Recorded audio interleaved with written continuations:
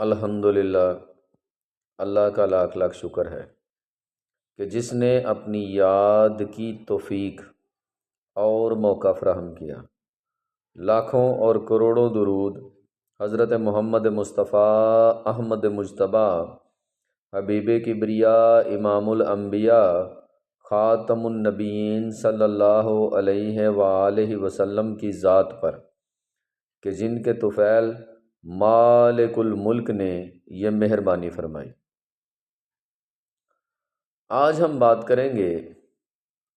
ایک ایسے خاص ذکر کے بارے میں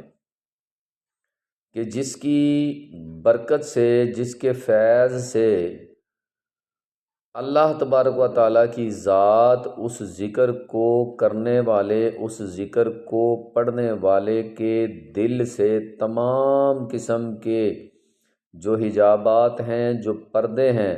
ان کو ہٹا دیتا ہے اور اس کے دل کو نور علی نور بنا دیتا ہے۔ اب ہم غور کریں تو ہمیں یہ پتہ چلتا ہے کہ نبی کریم صلی اللہ علیہ وآلہ وسلم نے ارشاد فرمایا کہ سب سے افضل ذکر جو ہے،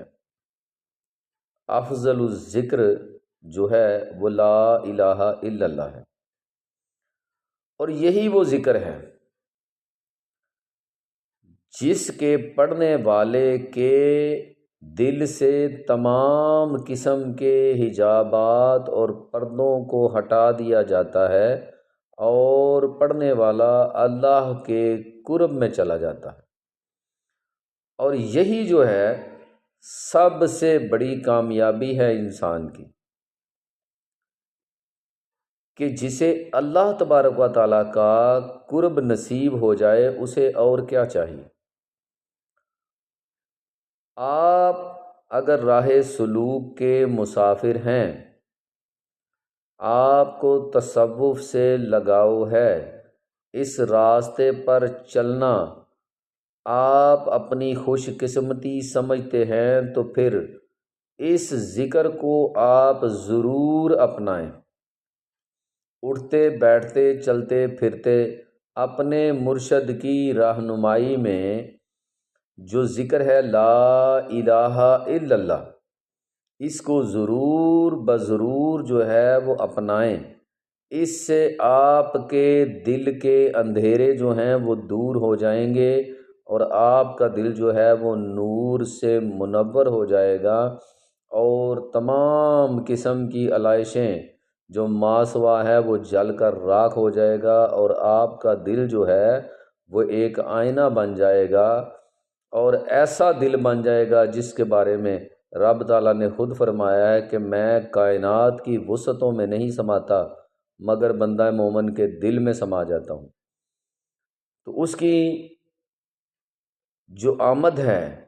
اس کی تیاری کے لیے آپ نے لا الہ الا اللہ کو مضبوطی سے پکڑ لینا ہے، اور اس پر آپ نے عمل کرنا ہے۔ چلتے پھرتے اٹھتے بیٹھتے کھاتے پیتے، وہ کیا کہتے ہیں نا پنجابی میں کہ ہاتھ کار ول دل یار ول۔ تو آپ نے کام کرتے رہنا ہے اپنا روٹین میں جو بھی کر رہے ہیں، یعنی آپ نے اپنی کار جو ہے اس کو نہیں چھوڑنا، اپنا کام کرتے رہنا ہے، لیکن دل جو ہے وہ یار کی طرف، رب کی طرف ہونا چاہیے۔ اس کا ذکر جو ہے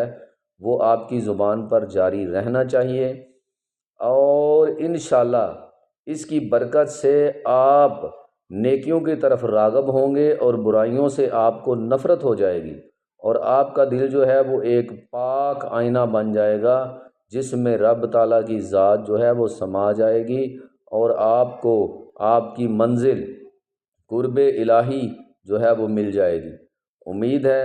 کہ آپ کو بات کی سمجھ آ گئی ہوگی۔ اللہ تبارک و تعالیٰ عمل کرنے کی توفیق عطا فرمائے۔ وما علینا الا البلاغ المبین۔ السلام علیکم۔